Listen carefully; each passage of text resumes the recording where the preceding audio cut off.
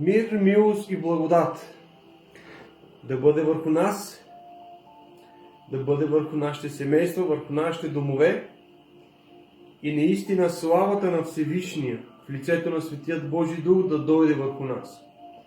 Здравейте отново, приятели, братя и сестри! В този ден очаквам, отново ще поговорим за величието на нашия Господ. Вие много добре знаете, че онова, което общуваме заедно, това е полезно за нашата вяра. Благодарим първо на Господа, братя и сестри, че сме живи, че сме здрави и всичко това, което можем да направим, е да общуваме с Него. Защо трябва да общуваме с нашия Господ, приятели, брати и сестри в Господа? Защото вярвам, че общението с Бога ни допринася да бъдем все по-близо и по-близо до боговдъхновените истини на Писанията. И вярвам, че както аз съм за вас, вашата помощ и вашата нужда, така вие заедно с мене общуваме в едно тяло и на мен това ми доставя, както казвам и този път ще го кажа, доставя ми голяма радост и удоволствие това, което правя, да го направя. И знаете, че винаги заради доброто за нашите сърца, за нашата вяра, ще бъдем винаги заедно в общение с Светият Божий Дух, когото заедно с вас изучаваме. Приятели и братя и сестри в Господа, не знам дали се вижда добре, защото има някакво сияние, нещо бяло така, но ми се струва, че се вижда. Поне аз го виждам, ако вие не го виждате, аз го виждам. И ще се опитвам върху това, което съм ви написал в този ден, заедно чрез Божието Слово да разискваме този път и благодаря на Господа, че сме стигнали до това в този път да разискваме раждането и изхождането на Светият Божий Дух. Раждането на Сина, Слово, и изхождането на Светия Дух от Бог Отец. Имаме раждане от Отец на Сина и имаме изхождане на Светия Дух от Отец. Приятели и братя и сестри в Господа, миналия път съм ви показал едни мисли на един велик човек на име Йоан Дамаскин и как той ни обяснява това какво значи Синът, смисъл да се ражда и изхождането на Светия Дух. И се обръщам към онези, които не са видяли тази част. Нека се върнат една част по-назад, за да виждат това, което съм говорил в предната сесия.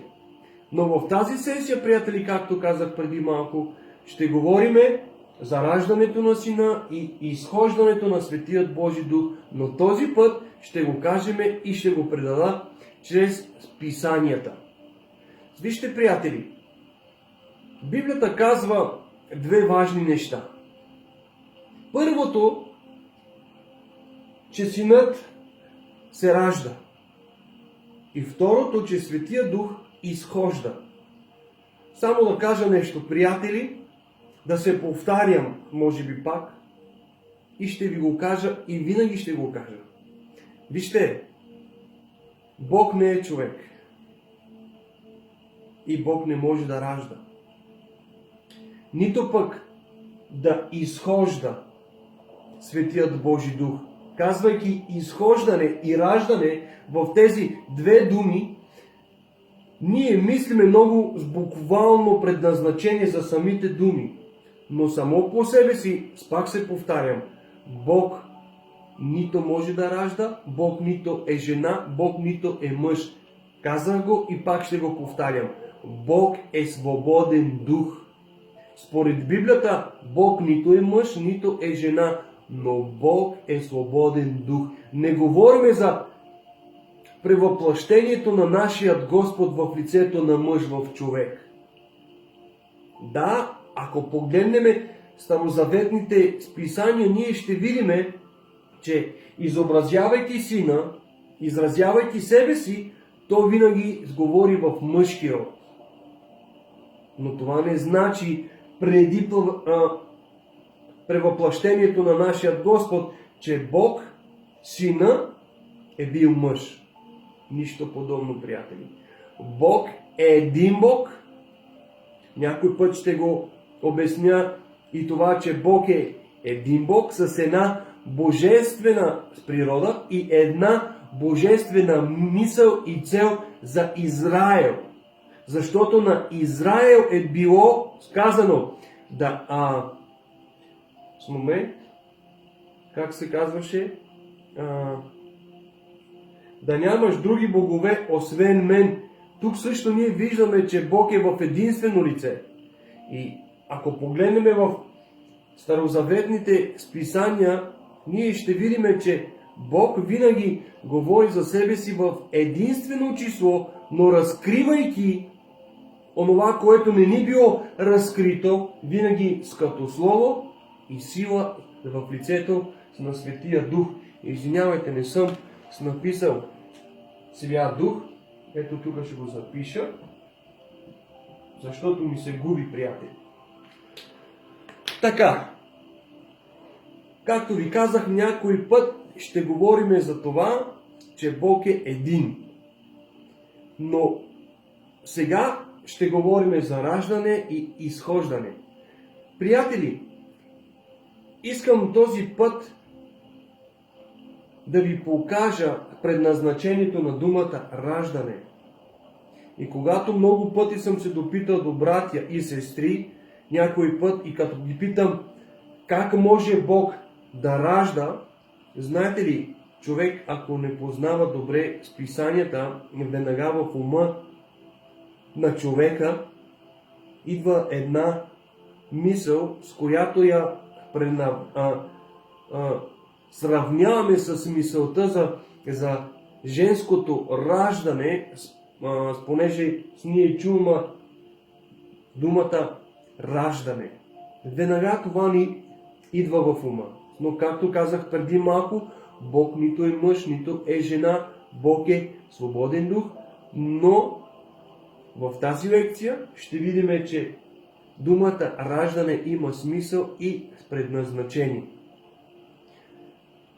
Първото нещо, което искам да ви кажа за раждането, раждайки отец сина, в мислите на един човек, с когато ние чуваме и разбираме самата дума в естеството ни, нашето, когато една жена ражда, приятели, извинявам се, че говоря така, в смисъл, нали, че жената ражда директни думи, моля да бъда извинен и простен, но давам пример с това. Раждайки, тя ражда образ и подобие на себе си и на мъжа. Зависи вече какъв плод е. В смисъл, мъжки пол или женски пол. С други думи, това, което ражда човека, то не ражда нищо друго, освен себеподобно. Индивид или човек. И това, което искам да ви дам като пример, забележете, в Библията се казва, че Адам, познавайки Ева, тя ражда своите синове, но вижте, Библията ни казва, че те са себеподобни хора. Нищо друго не ражда, освен себеподобни. И тук смисълта ми е в думата раждане, първото нещо, което придобива сина Словото от Отец, излизайки от лоното на Отец, според се казва, че той излиза, изхожда, и в тази дума има смисъл и значение. Защо сина изхожда? Той се ражда. Но вижте, тази дума сама по себе си изхожда или се ражда, можем да поставяме, спомнете, думата откровение за Отец. Защото се казва в 1 Тимотей 16.6 се казва, че Бог Отец стои в непрестъпна светлина и никой никога не го е видял, казва Христос като свидетелство. И в този ред на мисли, излизайки, раждайки се Сина Словото, запомнете го, раждайки или изхождайки от Отец, Той излиза, за да даде откровение за Отец. Да покаже кой е Отец. Малко по-късно ще видите и това. Първото нещо, както казахме, излизайки или изхождайки, раждайки, Христос Сина носи откровение за Бога. Но това, което се ражда, или това, което изхожда, дадохме преди малко ние пример, как жената може да ражда себе с подобни. И тук, в логическата мисъл на човека, ако Отец, не ако, а Той е Бог, Бог ражда или изхожда от Бога Отца Син, според тебе, с каква природа е тази? Не е ли равнобожествена и божествена природа? Някой ще каже да, така е. Някой ще каже не, с не е така. Вижте, много пъти го казвам и този път ще го кажа директно в слайфа. Много хора днес, когато цитират Божието Слово и предават някакво слово, винаги с това слово стои като че ли няма смисъл, няма значение. Но ми вярвайте, всеки цитат и всеки стих, който човек справи, има смисъл и значение с приятели. Защо го казвам това? Защото не е възможно, например, да цитираш нещо, с което ти не го разбираш. И тук ви връщам в смисълта. Ако синът изхожда, т.е. се ражда и излиза от лоното, според писанията, както се казва, той идва за да разкрие, да даде откровения. Но казахме, че излиза с неговата природа. Неговата природа, равнобожествена с природа. И някой ще каже, ако излиза сина от Бога Отца и е равнобожествен на природата, т.е. той може да бъде вездесъщ, всезнаещ и още една дума имаше, всемъдър ли беше, нещо подобно. Върху тези три думи някой път, приятели, когато ще говоря за Христос, ще видите, че дори Христос в плътта си, Той е равнобожествен на Отец, в всемъдър, всезнаещ. И с третата дума се я забравих, но няма значение. Дори в плътта си Христос е равнобожествен на Отец, като ги има тези 3-4 качества. Но раждайки се, Сина Словото, първото нещо, което прави, взима природата на своя Отец. Първо взима природата. С други думи, равнобожествената с природа с Отец. Защо? Защото Бог не може да ражда нищо повече от себеподобен. Себеподобен. Сега, това ви го обяснявам през моята функция, на моята природа, на моя мисъл. Но това, което е станало с Божеството сам по себе си, идея си нямам как се случило. Разбирате ли, приятели? Защото нямам такава мисъл да достигна до това, че сина е бил винаги с Отец. Това, което ви говоря, това е част от писанията, които ги взимаме, за да ви обясня раждането, приятели. И първото нещо, което казахме, той има неговата природа, равнобожествен. Исус се моли в Гецимания, като казва, да опази, апостолите и да ги направи както аз и ти сме в едно така те да бъдат, и казва, с онази слава, с която я имах преди в началото на световете. С онази слава, т.е.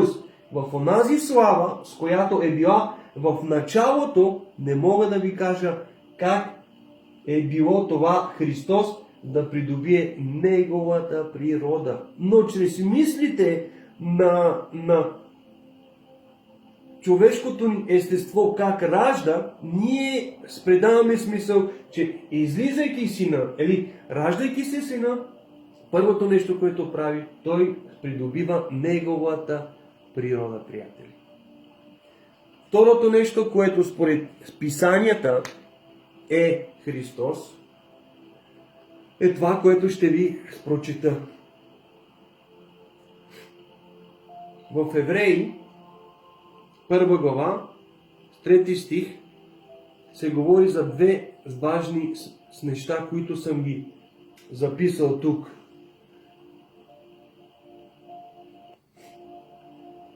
Евреи, 1 глава, стих 3. Се казва следното. Който, в думата който се говори за сина. Ако не ми вярвате, си прочетете или намерете Библия и прочетете Евреи, 1 глава, 3 стих. Казвам го това, не защото вие християните не го знаете, но вярвам, че ме следят и някои други хора, затова сказвам, взимате Библия, отваряте в Евреи, глава 1 стих 3, като се казва, слушайте Божието Слово. Който е сияние на невидимия, сияние на Неговата слава и отпечатък на Неговото същество, държейки всичко чрез всемогъщото Слово, след като извърши чрез себе си очистване с греховете, седна отясно с на величието в висините. Две думички, които съм си записал тук, са думичките сияние и отпечатък. Сияние и отпечатък, като се казва сияние на Неговата слава. С други думи, излизайки ли, раждайки се, той взима сиянието на Отец и отпечатъка. С други думи, ако Отец е невидим, Сина става видим за нас. След малко ще ви го обясня това нещо. Като се казва, пак се повтарям, който е сияние на Неговата слава и отпечатък на Неговото същество, на Неговото, на Отец. Но в Колосяни с глава 1, стих 15 се казва нещо.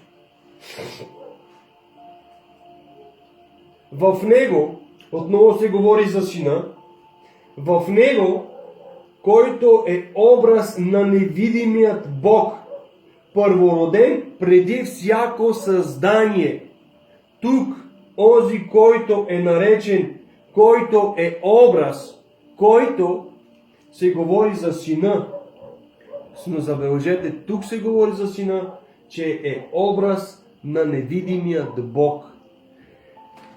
Пак ще го повторя. Който е образ на невидимият Бог, първороден преди всяко създание. Който е образ на невидимият Бог. Тук, приятели, да ме попитам нещо. Ако според Писанията Отец на славата на висините не може да се вижда, защото стои в непрестъпна светлина и не може да се види, Христос, Сина, е образ на невидимия Бог, от тогава питам те, раждането не е ли откровение, за да покаже Сина, кой е Отец? С други думи, ако Отец е невидим, Сина видим ли? Видим ли, приятели? Раждайки се и сраждайки се Сина, давайки откровение за това нещо, Сина става сияние, отпечатък и образ на невидимият Бог Син. Слово става видим за нас, за да може да допринесе с пълното откровение за Отец, раждайки се Сина от Отец. Надявам се, че разбирате това, което споделям с вас, защото това, което споделям с вас, ми допринася голямо удоволствие, защото може би много хора не си правят днес с труда, като хора на вярата, да изучават Божите писания и да погледнат Сина като божество. Казвам като божество, защото много хора приравняват Христос с небожествена личност, приятели. Но тук в мислите ми сбушува нещо друго, което искам да споделя с вас. И според това, което ми взима сега мисълта, в този момент ми говори Духа Святи и ще ви го споделя това с вас. Всичкото това нещо, което е сияние, отпечатък и образ, ангела, идвайки при Мария, знаете ли какво казва на Мария? Онова, което ще се роди, говорейки за Сина, или в превъплъщението на нашия Господ Христос, в отробата на Мария, ангела казва нещо удивително, приятели. Онова, казва, което ще се роди в теб, е свято. Е свято, разбирате ли ме? Онова, което ще се роди в теб, е свято. С други думи, и природата, и сиянието, и отпечатъка, и образа на Отец можем да вкараме само в една дума.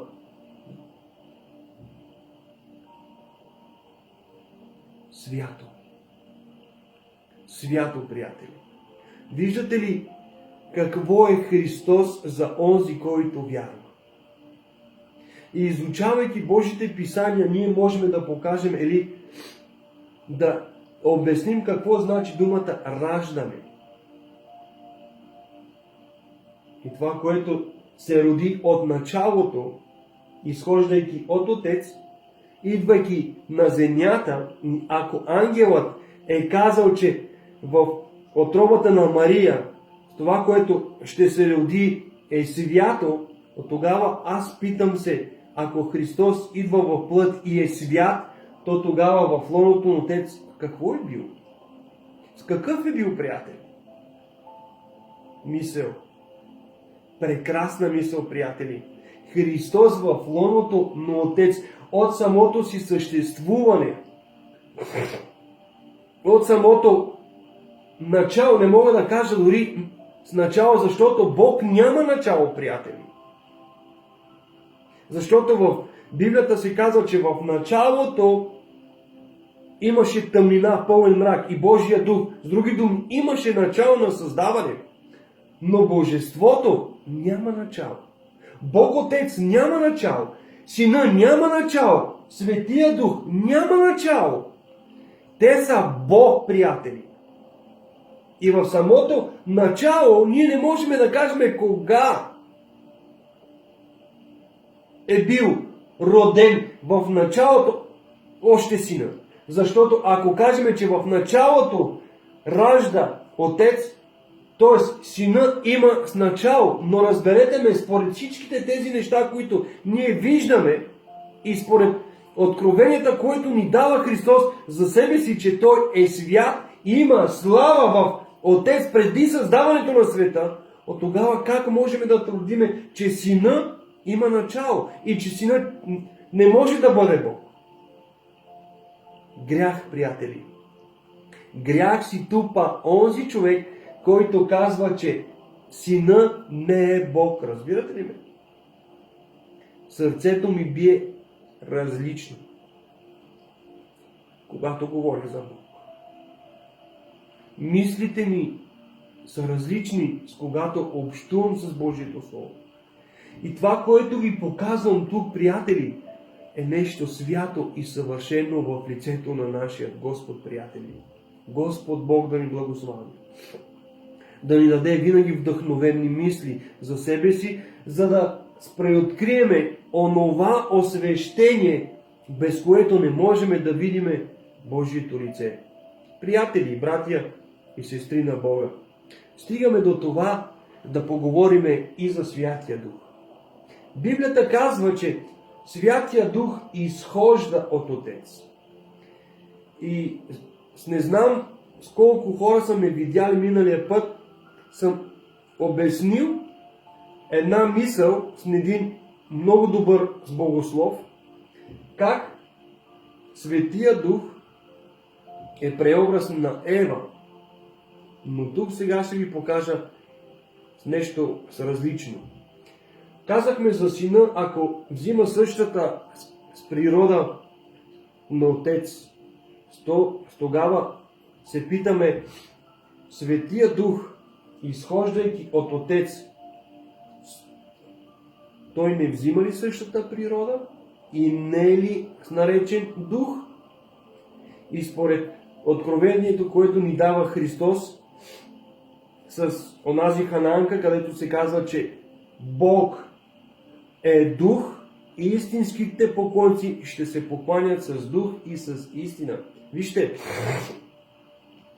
Светия Дух, изхождайки от Отец, също има равнобожествена природа на Отец. Второто нещо. Изхождането също можем да добавяме думата откровение за Отец. С други думи, изхождането на Светия Дух от Отец ни дава откровение за Отец. Както Синът ни дава откровение за Отец, така и Святия Дух, изхождайки от Отец, също ни дава откровение, приятели.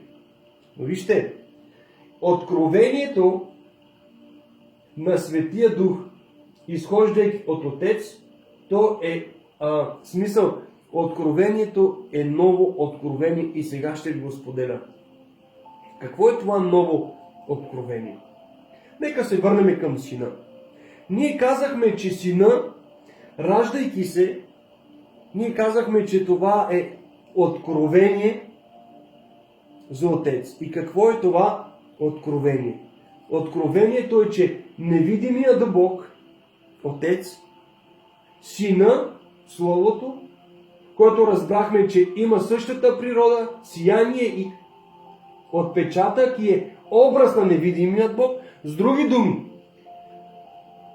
в лицето на Сина, приятели, слушайте много внимателно, в лицето на Сина, невидимият става видим.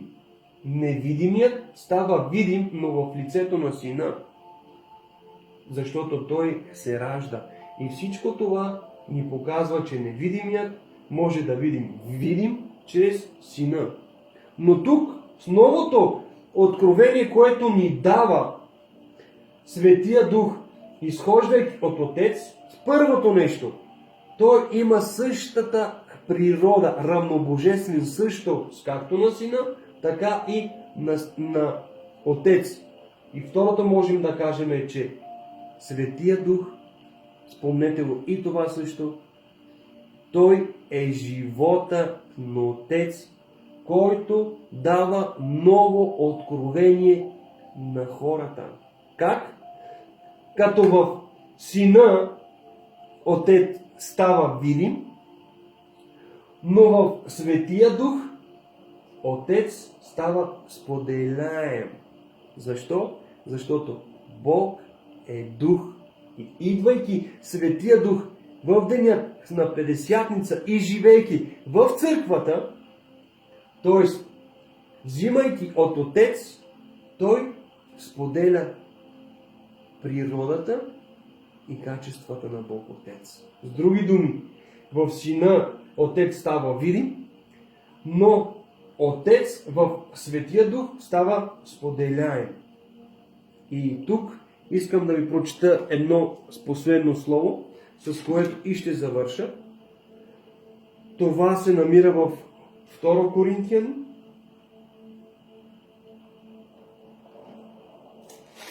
Второ Коринтияни. Чакай. 3 глава. 14 и 15 стих. Се казва нещо.